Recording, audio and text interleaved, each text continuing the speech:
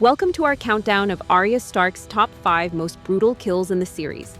Each one represents not just another name crossed off her infamous list, but a crucial moment in her evolution as a character. Before we begin, if you have any ideas on which character or topic you want me to create a video about next, feel free to leave a comment, and don't forget to hit that like button if you enjoy the video. So hold on tight and join us as we revisit these unforgettable moments of revenge and retribution. At number 5, the Waif. The Waif was Arya's brutal instructor at the House of Black and White in Braavos.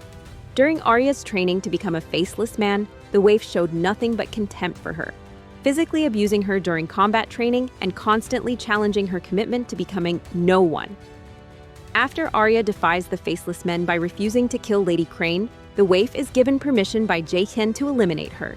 The Waif disguises herself as an old woman and brutally stabs Arya, who barely escapes and finds refuge with Lady Crane. When the Waif later murders Lady Crane and comes for the wounded Arya, it leads to a desperate chase through the streets of Braavos.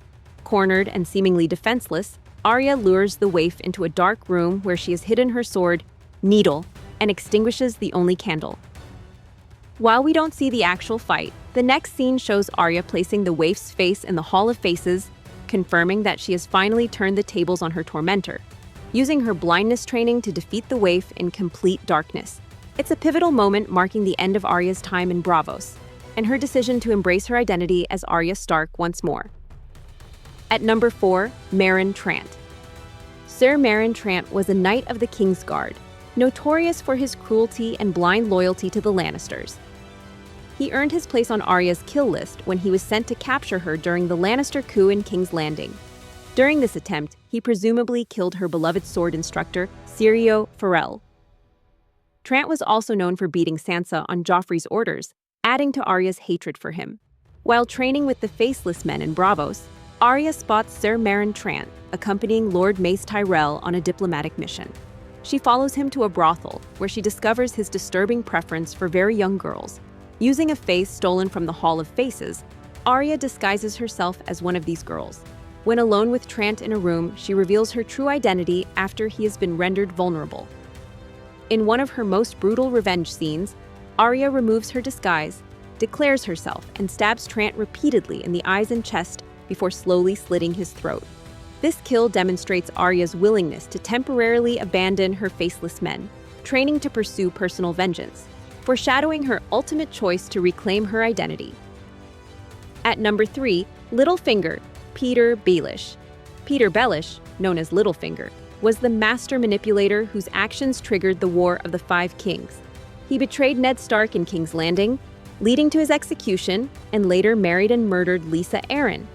His schemes continued as he sold Sansa to the Boltons and attempted to drive a wedge between the Stark sisters after they reunited at Winterfell. His lifetime of treachery and deception made him one of the most dangerous players in the Game of Thrones.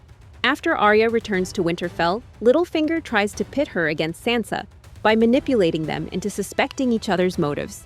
However, the Stark siblings, including Bran with his abilities as the Three-Eyed Raven, realize Littlefinger's deception. They set a trap by summoning him to the Great Hall under the pretense of trying Arya for treason. In a shocking twist, Sansa turns the accusations toward Littlefinger instead, listing his numerous crimes against House Stark and the realm. As he pleads for his life, Arya swiftly approaches and slits his throat with the same Valyrian steel dagger he had once used in the assassination attempt on Bran. This execution represents justice for the Stark family and showcases how far the sisters have come in overcoming their differences to protect their family. At number 2, Walder Frey. Lord Walder Frey orchestrated one of the most infamous betrayals in Westeros, the Red Wedding. After Robb Stark broke his oath to marry a Frey daughter, Walder conspired with Tywin Lannister and Rose Bolton to massacre the Starks and their bannermen during what was supposed to be a wedding feast. This resulted in the deaths of Robb, his mother Catelyn, his pregnant wife Talisa, and many northern lords, devastating House Stark and changing the course of the war. After completing her training with the Faceless Men, Arya returns to Westeros with her newly acquired skills. She infiltrates the twins disguised as a servant girl during a feast celebrating the Frey's alliance with the Lannisters. Before approaching Lord Frey, she murders 2 of his sons, Black Walder and Lothar, the ones most directly involved in the Red Wedding, and bakes them into a pie that she serves to the unsuspecting lord. When Walder asks about his missing sons, Arya reveals they're already present in the pie he's eating. She then removes her disguise, identifies herself to the horrified old man, and declares, "The last thing you're ever going to see is a Stark smiling down at you as you die." She then calmly slits his throat, mirroring how her mother Catelyn was killed at the Red Wedding. This calculated, cold-blooded revenge showcases Arya's transformation into a lethal assassin capable of orchestrating elaborate acts of vengeance. And finally, at number 1, the Night King. Now, this kill was a bit disappointing for the fans, but was very prominent for Arya Stark. The Night King was the first White Walker, created thousands of years ago by the Children of the Forest to combat the First Men.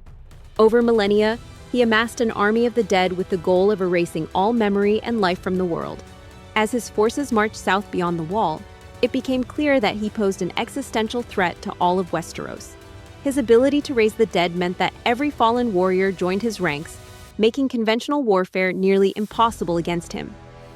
The combined forces of the North, the Vale, the Dothraki, the Unsullied, and Daenerys' dragons make their stand at Winterfell against the Night King's army. Despite their preparations, they are overwhelmed by the sheer number of the dead. The Night King survives dragonfire, raises freshly fallen soldiers to replenish his ranks, and makes his way to the Godswood, where Bran Stark waits, guarded only by Theon Greyjoy. After Theon falls trying to protect Bran, the Night King approaches, seemingly assured of his victory. In the moment when all hope seems lost, Arya leaps at the Night King from behind. He catches her by the throat midair, but using the same hand-switching technique she practiced with Brienne of Tarth, Arya drops her Valyrian steel dagger from one hand to the other and stabs the Night King in his torso. He shatters into ice, and with him, his entire army of White Walkers and Whites disintegrates instantly. This single kill saves all of Westeros from eternal night, making it Arya's most significant achievement and fulfilling Melisandre's prophecy about Arya shutting blue eyes forever. And there you have it, folks. From a girl with a list to the hero who ended the Long Night, Arya Stark's journey throughout Game of Thrones represents one of the most compelling character arcs in television history. If you enjoyed this breakdown of Arya's most significant kills, please like this video, subscribe to our channel, and let us know in the comments which Game of Thrones character you'd like us to feature next.